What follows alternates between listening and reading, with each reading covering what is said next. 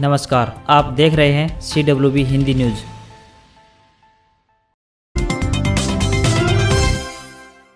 वीरवार को हरियाणा कैबिनेट की बैठक की अध्यक्षता करने के बाद सीएम मनोहर लाल ने पत्रकार वार्ता की। पत्रकारों से बातचीत के दौरान मंत्रिमंडल के निर्णयों के बारे में मुख्यमंत्री ने बताया कि अब किसानों को अपनी जमीन की अदला बदली करने के लिए पूरी स्टाम्प ड्यूटी नहीं देनी पड़ेगी। यह प्रस्ताव पास किया गया है कि एक ही राजस्व संपदा में जमीन की अदला बदली किसान मात्र 5,000 रुपए की स्टाम्प ड्यूटी देकर कर सकेंगे। किसी किसान को मजबूरी में अपनी जमीन बेचनी पड़ जाए तो इसके लिए हरियाणा सरकार ने उन्हें एक विकल्प उपलब्ध करवाया है। इसके तहत किसान पहले सरकार को संभावित खरीदार के रूप में अपना प्रस्ताव दे सकता है। इसके साथ ही किसान राज्य सरकार को किसी विशेष स्थान पर विकास परियोजना के लिए भूमि का चयन करने का परामर्श भी दे सकते हैं। इसके लिए सरकारी विभागों, बोर्डों एवं निगमों के लिए भूमि बैंक सृजित करने और उनके निपटान में पारदर्शिता सुनिश्चित करने के लिए एक नीति तैयार की गई है। मुख्यमंत्री मनोहर लाल की अध्यक्षता में वीरवार को हुई मंत्रिमंडल की बैठक में इस नीति को स्वीकृति प्रदान की गई है।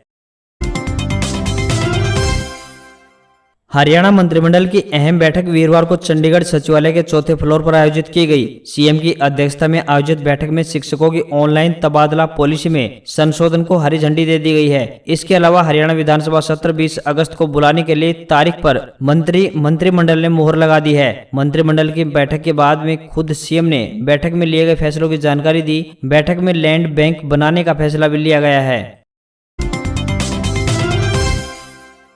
हरियाणा के मुख्यमंत्री मनोहर लाल ने टोक्यो ओलंपिक में देश के लिए रजत पदक जीतने पर हरियाणा के बेटे रवि दहिया को बधाई एवं शुभकामनाएं दी हैं। रवि दहिया ने ओलंपिक में कुश्ती के मुकाबले में रजत पदक जीतकर देश और राज्य को अंतर्राष्ट्रीय स्तर पर गौरवान्वित किया है। उनकी इस जीत पर मुख्यमंत्री ने घोषणा करते हुए कहा है कि जिला सोनीपत के रहने वाले रवि दहिया को ओलंपिक में रजत पदक यानी सिल्वर मेडल जीतने पर 4 करोड़ रुपए की राशि पुरस्कार स्वरूप दी जाएगी। साथ ही उन्हें क्लास 1 अधिकारी के पद पर नियुक्त किया जाएगा। इसके अलावा मुख्यमंत्री ने रवि दहिया को रियायती दरों पर हरियाणा शहरी विकास प्राधिकरण का प्लॉट देने की भी घोषणा की है। मुख्यमंत्री ने यह भी घोषणा की है कि रवि दहिया के गांव नाहरी में आधुनिक विश्व स्तरीय सुविधाओं से युक्त रेसलिंग इंडोर स्टेडियम बनाया जाएगा।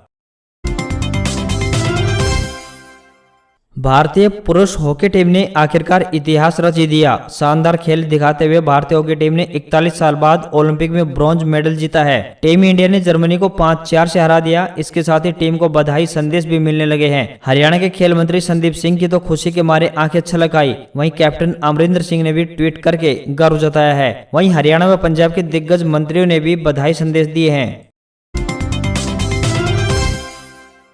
भारतीय पुरुष हॉकी टीम में शामिल हरियाणा के 2 खिलाड़ियों कुरुक्षेत्र के सुरेंद्र कुमार और सोनीपत के सुमित को टीम द्वारा कांस्य पदक यानी ब्रॉन्ज मेडल हासिल करने पर हरियाणा सरकार की ओर से 2.5 करोड़ रुपए का पुरस्कार, खेल विभाग में क्लास 2 की नौकरी दी जाएगी और कंसेशनल रेट पर HSVP के प्लॉट अलॉट किए जाएंगे।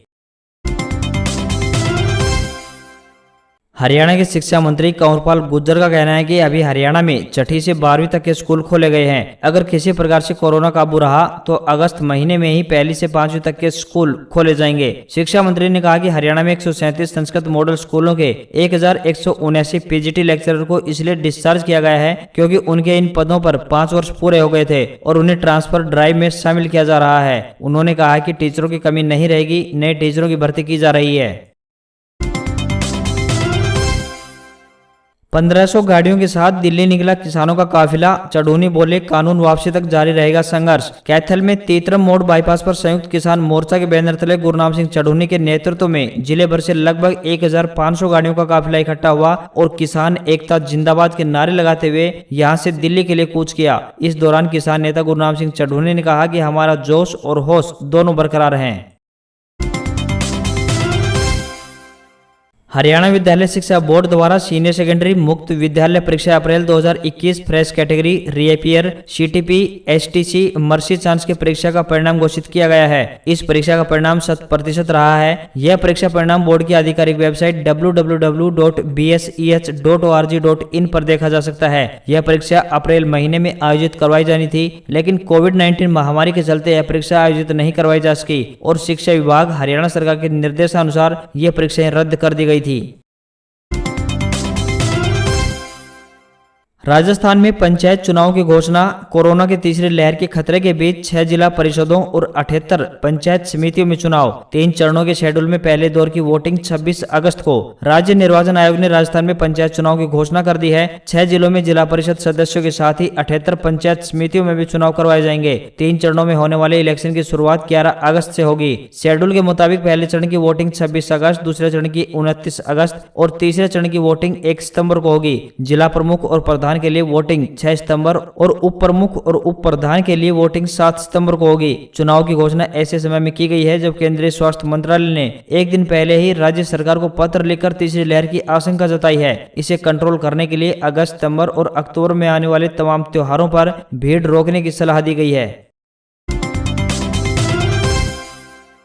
देश में फिर एक बार 40,000 से अधिक कोरोना केस आए हैं। बीते दिन 42,797 नए मरीजों की पहचान हुई तो वहीं 41,869 ठीक हुए और 532 संक्रमितों की मौत भी हुई। इससे पहले सोमवार को 30,085 और मंगलवार को 42,530 केस सामने आए थे। केरल में लगातार सबसे ज्यादा नए मामले सामने आ रहे हैं तो वहीं बुधवार को 22,414 लोगों की कोरोना रिपोर्ट पॉजिटिव आई है। वहीं 108 संक्रमितों की मौत हुई है। देश के 8 राज्यों में पूर्ण लॉकडाउन जैसी पाबंदियां हैं। इनमें पश्चिम बंगाल, हिमाचल प्रदेश, झारखंड, ओडिशा, तमिलनाडु, मिजोरम, गोवा और पुडुचेरी शामिल हैं। यहाँ पिछले लॉकडाउन जैसे ही कड़े प्रतिबंध लगाए गए हैं। देश के 23 राज्यों और केंद्र शासित प्रदेशों में आंशिक लॉकडाउन है। यहाँ पाबंदियों के साथ छूट भी है।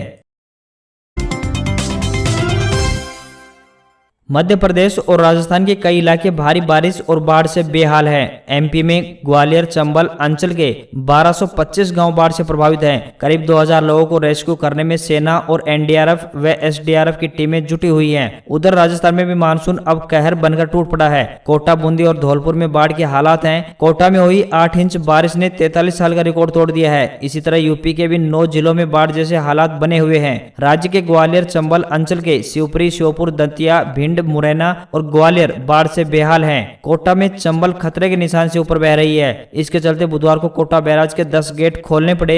वहीं कोटा की इटावा, आयाना, खातौली में 200 मकान डूब गए हैं। 6 अगस्त को सवाईमाधोपुर, करौली और धौलपुर में 1-2 जगहों पर भारी बारिश की संभावना जताई गई है। हरियाणा में एक बार फिर मौसम का मिजाज बदलने वाला है। मौसम विभाग ने 6 और 7 अगस्त को पूरे प्रदेश में झमाझम बारिश की भविष्यवाणी की है। मौसम विभाग के मुताबिक 2 दिनों तक पूरे प्रदेश में बारिश होगी। सरकारी नौकरी अपडेट्स। आईडीबीआई बैंक ने एग्जीक्यूटिव के 920 पदों पर निकाली भर्ती। 18 अगस्त तक आवेदन कर सकेंगे graduate candidates. IDBI bank limited ने एग्जीक्यूटिव्स के करीब 900 प्लस पदों पर भर्ती के लिए नोटिफिकेशन जारी किया है। इन पदों के लिए आवेदन प्रक्रिया 4 अगस्त से शुरू हो चुकी है। इच्छुक कैंडिडेट्स इन पदों के लिए ऑनलाइन आवेदन कर सकते हैं। इस रिक्रूटमेंट ड्राइव के जरिए कुल 920 पदों पर नियुक्ति की जाएगी। आवेदन प्रक्रिया 18 अगस्त तक जारी रहेगी। इन पदों के लिए आवेदन करने वाले कैंडिडेट्स के पास किसी भी मान्यता प्राप्त संस्थान से 55% मार्क्स के साथ ग्रेजुएशन डिग्री होनी आवश्यक है। राजस्थान पब्लिक सर्विस कमीशन यानी आरपीएससी ने विभिन्न 988 पदों पर भर्ती के लिए नोटिफिकेशन जारी किया है। इन पदों के लिए आवेदन प्रक्रिया 2 अगस्त से शुरू हो चुकी है। इच्छुक कैंडिडेट्स 2 सितंबर तक इन पदों के लिए आवेदन कर सकते हैं। आवेदन सिर्फ ऑनलाइन ही स्वीकार किए जाएंगे। इन पदों के लिए आवेदन करने वाले कैंडिडेट्स के पास किसी भी मान्यता प्राप्त यूनिवर्सिटी से ग्रेजुएशन की डिग्री होनी अति आवश्यक है। आवेदन करने वाले कैंडिडेट्स की उम्र 21 साल से लेकर 40 साल के बीच होनी चाहिए। इन पदों के लिए आवेदन करने वाले कैंडिडेट्स का सिलेक्शन लिखित परीक्षा और इंटरव्यू के आधार पर किया जाएगा। इच्छुक और योग्य कैंडिडेट्स इन पदों के लिए 2 सितंबर 2021 तक ऑनलाइन आवेदन कर सकते हैं।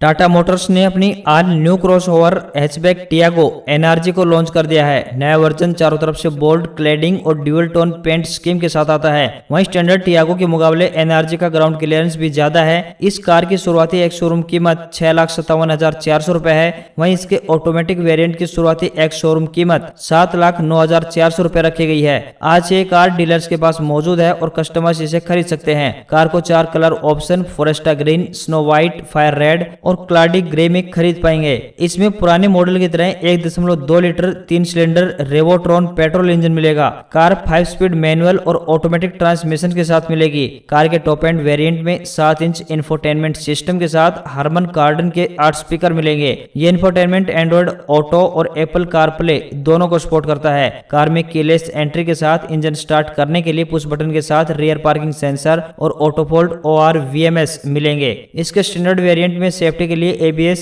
EBD और CSC के साथ ड्यूअल फ्रंट बैग मिलते हैं। इस कार को ग्लोबल NCAP क्रैश टेस्ट में 4 स्टार रेटिंग मिली है।